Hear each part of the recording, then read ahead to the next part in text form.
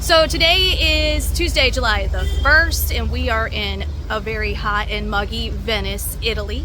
It's about 8 o'clock here, which makes it about 2 o'clock back home.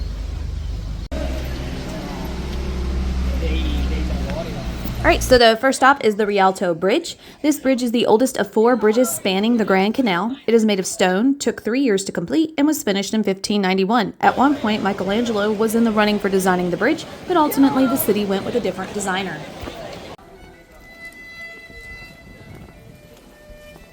Next, we head to St. Mark's Square, located in the San Marco district. It is the most popular square in Venice, and it dates back to the 1100s with several incredible sights to take in. First, the astronomical clock tower. Legend has it that when this clock was revealed in February 1499, the leader of Venice, the Doge, had the builder blinded because it was so beautiful that he made it where another couldn't be created like it. It is illuminated at night.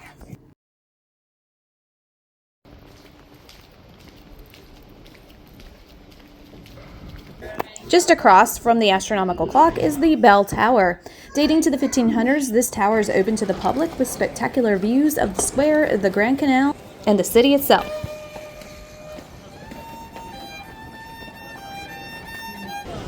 Next, we have the highlight of St. Mark's Square, St. Mark's Basilica. St. Mark's construction likely began in the year 1063. Composed of Byzantine, Romanesque, and Gothic styles.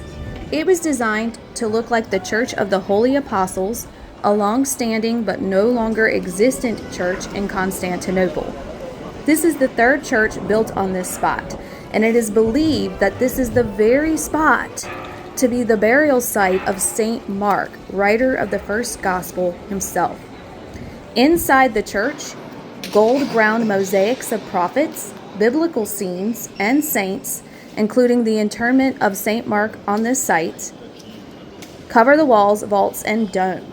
Columns and statues throughout the cathedral were taken by the Venetians as they expanded their empire and participated in the Crusades in the 13th and 14th centuries. This is by far one of the most beautiful churches I have ever seen. So if you are in Venice, definitely make sure that you get inside this church. A couple things you need to know. You have to purchase tickets to enter the church. It's about 10 euros a person to get inside. These tickets must be purchased online, so you can either do it in advance on the website or you can scan the QR code right outside the entryway and purchase your tickets that way. You also have to show up at the correct time. We saw one guy show up early. He was refusing to get out of line and the police were called. So definitely make sure you show up at the correct time. Also, you have to be appropriately dressed, whether you're male or female, to enter the church. So make sure you do your research on that. And finally, let's take a few seconds to look at the beauty of the outside of the church one more time. Oh, that's the best picture right there. Love it. Okay.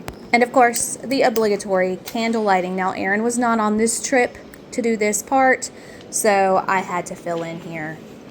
Whew, and we all breathed a collective sigh of relief. Okay, next we have, right beside the Basilica, Doge's Palace. From the years 697 to 1797, the city of Venice was the center of power of the Venetian Republic. Venice was a dominant maritime power that expanded its empire to include parts of Croatia, Albania, Slovenia, and other modern-day countries. The supreme leader of Venice was known as the Doge, and this palace became the seat of the empire. Construction of the palace began in the 10th and 11th centuries, and in the 14th century, it developed its current look in the Venetian Gothic style. Modifications and additions were added in the subsequent centuries, including the addition of a prison, which is attached to the palace by the Bridge of Sighs. So what you're looking at here on the right is the new prison, and in the middle there is the Bridge of Sighs, and it connected to the interrogation room of the Doge Palace. This nearly 500-year-old bridge is known as the Bridge of Sighs because of the sighs prisoners would make walking through it. It is made of white limestone and is in the Baroque style. For those of you who want to ride gondolas, every time I saw someone in one of these, they looked bored. So I did not. That's just some, insight for you. One church I did not get to go to but wanted to was the Salute. It was constructed in 1687 and was one of many plague churches that were constructed in response to the heavy plague outbreaks. Groundbreaking began in 1631 after over 46,000 people in the city and nearly 100,000 in the surrounding islands were killed by the plague. The church is in the Baroque style and possesses many works of art by Titian and Tintoretto. One site that cannot be missed in Venice is the Frari. It is the largest church in Venice, and it has the second largest bell tower, which you just saw in the last frame, second largest to, of course, St. Mark's bell tower. It was completed in the 1400s and is a Gothic basilica, which you can clearly see by the ceilings in the background there. Inside this church, there are some amazing pieces of artwork. The altarpiece, for example, has the Assumption by Titian. There is also Bellini's Madonna and Child with Saints, which is very beautiful, and Donatello's St. John the Baptist, which you can find inside as well. And, of course, one of the biggest attracting factors with this church is that it is holding the tomb of Titian the artist, which is right here.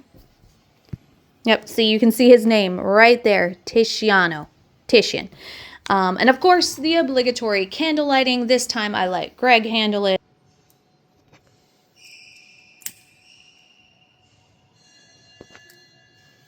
You want to do it? Good job.